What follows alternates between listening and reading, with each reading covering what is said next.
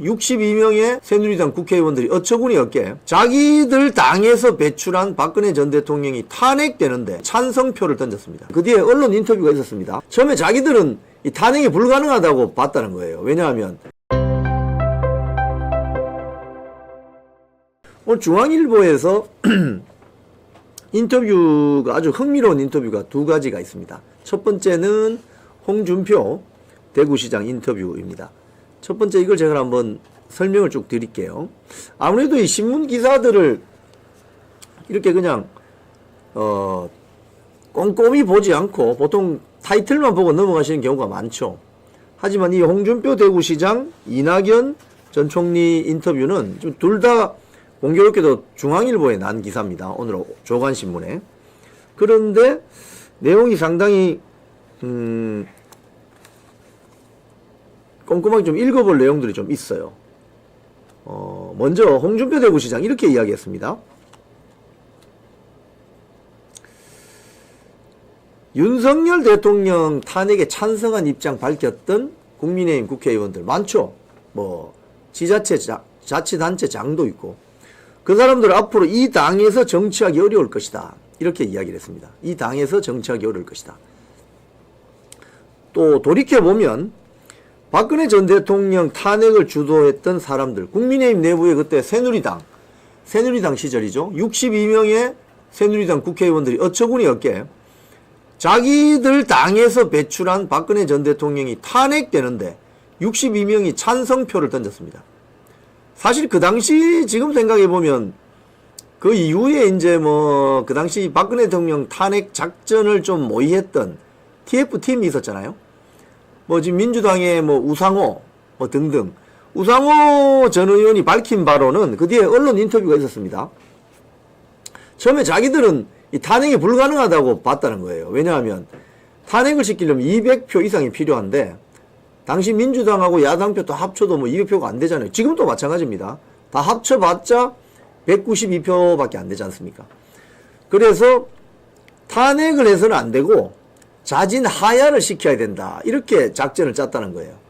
그런데 새누리당 국회의원 62명이 탄핵 찬성표를 던져주니까 가볍게 박근혜 대통령 탄핵시켜버렸다는 거예요. 즉 정치적 탄핵을 먼저 시키고 그 다음에 헌재 가서 헌법적으로 파면시켜버리는 이런 어처구니 없는 일이 벌어진 겁니다.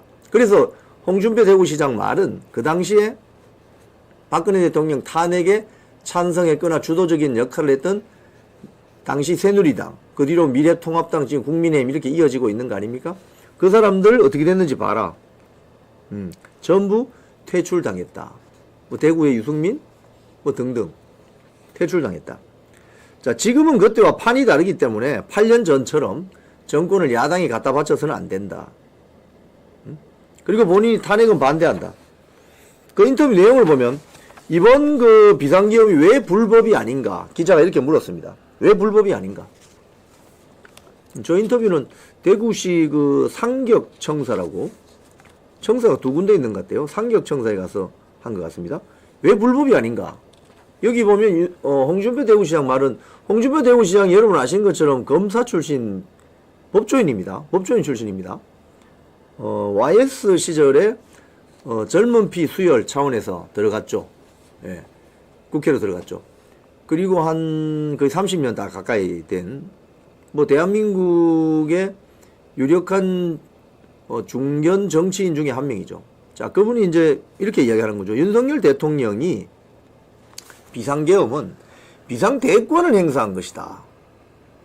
지금 집회 현장에 나오는 많은 애국 국민들이 하시는 이야기가 그거죠.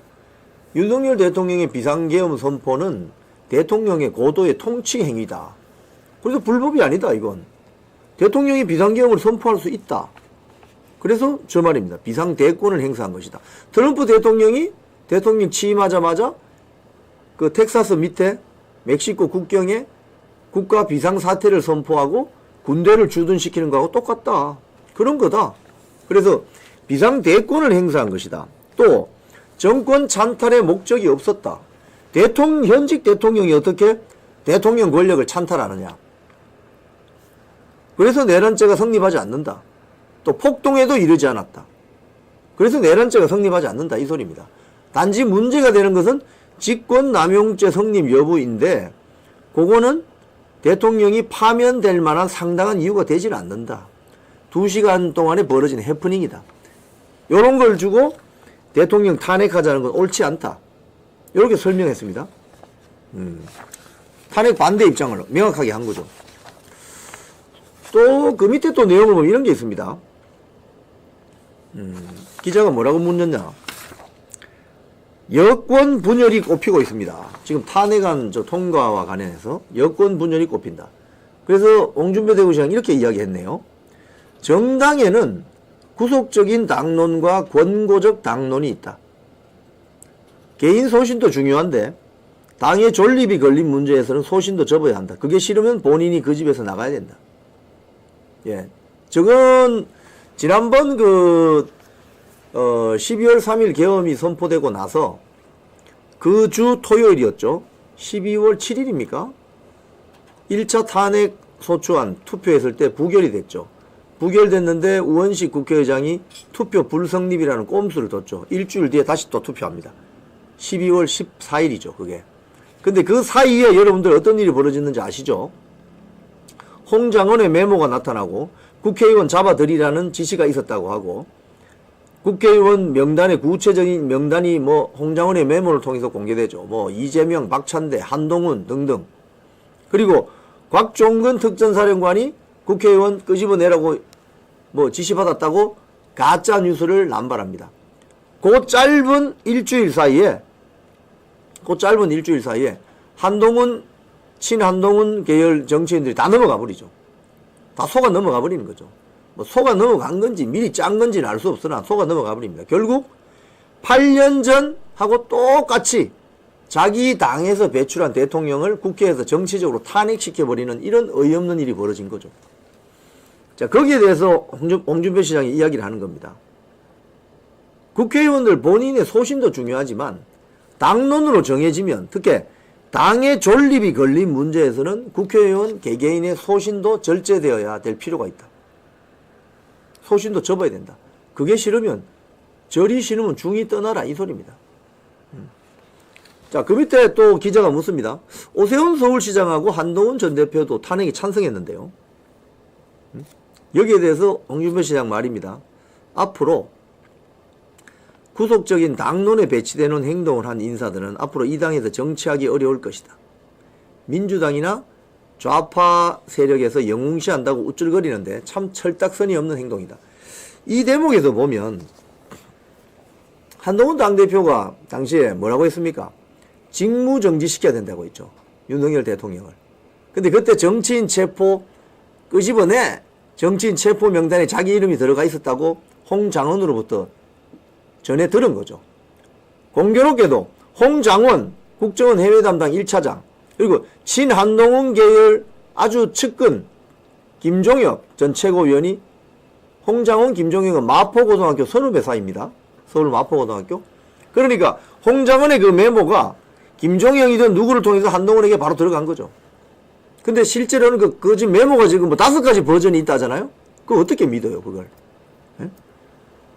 그래서 지금 당했는지 같이 모의했는지는 모르겠으나 그 당시 뭐 국회의원 체포한다 뭐 끄집어낸다 이러니까 야 이건 거의 내란 수준의 헌정을 무시하는 처사다 이렇게 해서 윤석열 대통령 직무정지시켜야 된다고 한 거 아닙니까? 그런데 사실은 윤석열 대통령이 마지막 그 한동훈이 마지막 그 결정을 하기 전에 윤석열 대통령을 만났잖아요. 용산 대통령실 가서 만났지 않습니까? 그 자리에서 윤석열 대통령이 이야기를 했다는 거 아닙니까? 정치인 체포하라고 지시한 적이 없고 또 국정원 해외담당 1차장 홍장원이를 해임 결재하는 재가안을 직접 한동훈에게 보여줬다는 거 아니에요. 내가 홍장원에게 이 책 잡힐 실수를 한 게 있다면 이렇게 못한다. 봐라. 지금 홍장원을 내가 해임하는 결재 서류에 재가를 한다. 그렇게 했다면 누구 말을 믿어야 되죠? 홍장원 말을 믿어야 됩니까? 박범계 말을 믿어야 됩니까? 곽종근 말을 믿어야 됩니까? 윤석열 대통령 말을 믿어야 되죠. 근데 한동훈은 윤석열 대통령 말을 믿지 않은 거죠. 그래서 지금 이 사달이 난 겁니다. 결국은. 그 이야기입니다. 민주당이나 좌파에서 영웅시한다고 우쭐거리는데 참 철딱선이 없는 행동이다. 이 대표적 누구예요? 조경태, 울산 남구갑, 김상욱이 이런 자들 아닙니까? 응? 거기 뭐 김상욱 같은 경우는 1차 탄핵 소추안 표결할 때 뒤늦게 들어가죠. 반대표 던졌다고 하면서 일단 투표를 하고 나옵니다. 그랬더니 민주당 의원들이 좋다고 그냥 포옹을 하고 난리를 치잖아요.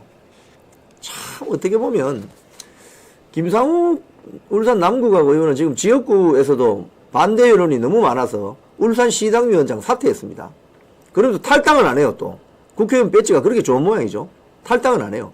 자기의 정치적 소신이 다른 정당에 와서 왜 정치활동을 하죠? 민주당 가서 정치하면 될 거 아니에요. 또는 진보당 가든지. 근데 여기 홍준표 대구시장 말이 민주당이나 좌파에서 영웅시한다고 우쭐거리는데 참 철딱선이 없는 행동이다. 아마 지역구 유권자들이 가만두지 않을 겁니다. 그 다음에 이제 또 이런 게 있어요.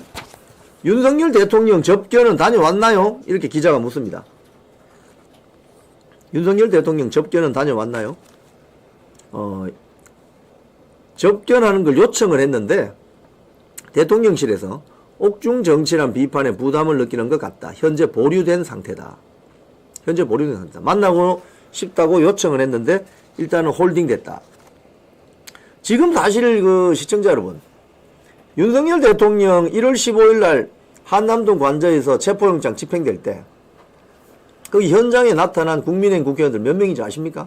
30여 명에 불과합니다. 국민의힘 국회의원이 108명이잖아요. 그럼 나머지 70여 명은 어디 갔을까요? 그 시간에. 윤석열 대통령이 탄핵되고 또 체포영장이 집행된다고 한 그 시점 1월 15일이죠. 아마 지금 이 방송 보시는 많은 시청자님들도 그 현장에 가셨던 분들 많으실 거예요. 저도 뭐 거의 매일 갔습니다. 많은. 윤석열 대통령과 어쨌든지 거리를 두어야만 내가 다음 공천 받는데 유리하지 않을까라고 얄팍한 생각을 한 자들이 70여 명 정도 국민의힘 안에 있다는 겁니다. 그 현장에 온 30여 명은 그렇다 치고, 예? 근데 거기 뭐 주로 많이 온 게 윤상현, 김민전 뭐 이런 국회의원들 아닙니까? 그리고 이번 헌법재판소에서 또 헌법재판소 이게 항의하기 위해서 나타난 국회의원들이 이제 한 40명 좀 됐다는 거예요. 그럼 나머지 60에서 70명은 뭐 하는 자들이냐 이거예요.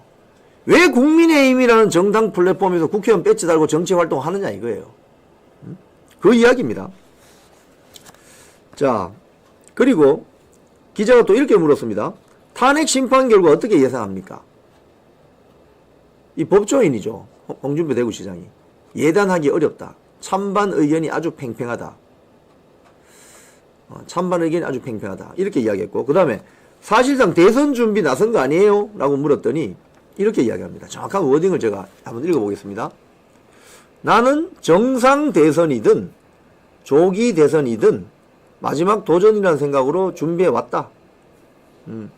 박근혜 전 대통령 때 아무런 준비 없이 탄핵을 당하는 바람에 문재인에게 정권 갖다 바쳤는데 최악의 경우는 대비해야 되지 않나.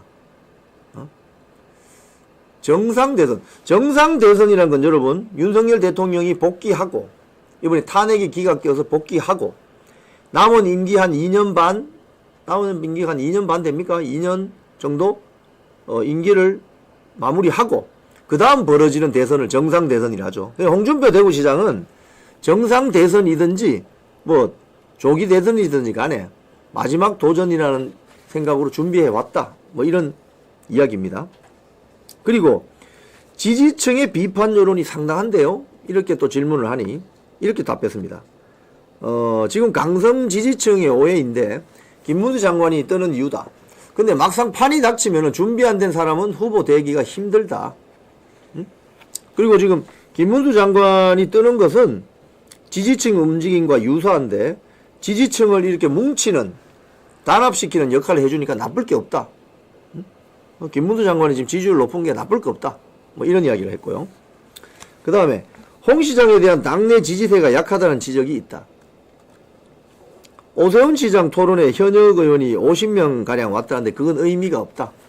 의원들 입장에서는 아직 판이 어떻게 짜일지 모르니 괜히 누구와 척칠 필요는 없다. 그래서 많이 모이는 것인데 최악의 경우를 대비한 준비를 많이 하고 있다.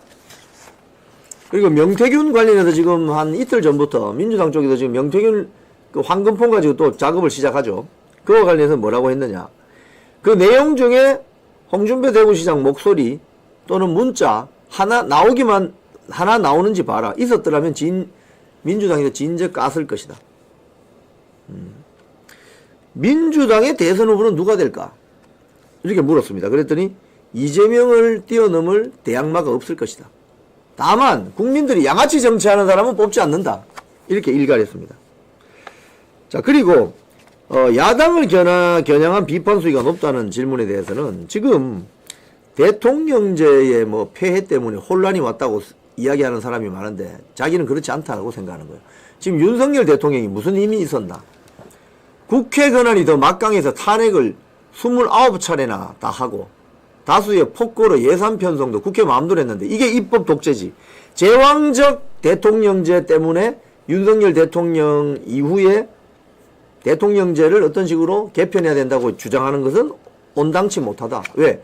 윤석열 대통령이 제왕적 대통령 권력을 행사한 바가 없다. 이야기입니다. 그리고 그 밑에 보면 대통령이 무슨 힘이 있었나? 지금 대통령제 폐해 때문에 이 혼란이 왔나? 대통령이 무슨 힘이 있었나? 뭐 이런 이야기. 예. 그리고 앞으로 대통령제는 그럼 어떻게 변해야 되느냐? 여기도 이렇게 이야기합니다. 미국식 4년 중임제, 정부통령제가 필요하다. 그리고 국회의원 숫자 줄여야 된다. 국회의원 숫자 지금 많다. 너무 300명 너무 많고 미국처럼 상원의원 50명, 하원의원 150명, 200명만 있으면 된다. 자, 이런 이야기를 하니까 사실 현역 국회의원들 사이에 홍준표 시장이 굉장히 오해를 받죠. 하지만 국민 입장에서는 지금 국회의원들 너무 많은 거 아닙니까? 많은 분들이 그런 이야기 하죠. 국회의원 너무 많다 이거. 많아가지고 그냥 연봉만 1억 5천씩 받고 쓰는 돈이 뭐 거의 뭐 한 3억 가깝고 비서들 월급까지 치면 비서가 9명이잖아요. 뭐 면책 특권 있고 여기 또 이런 이야기도 합니다. 국회의원의 면책 특권이나 불체포 특권도 없어야 된다 이제는. 허위 폭로하고 죄를 지어도 붙들려 가지 않는다. 이런 이야기를 했습니다.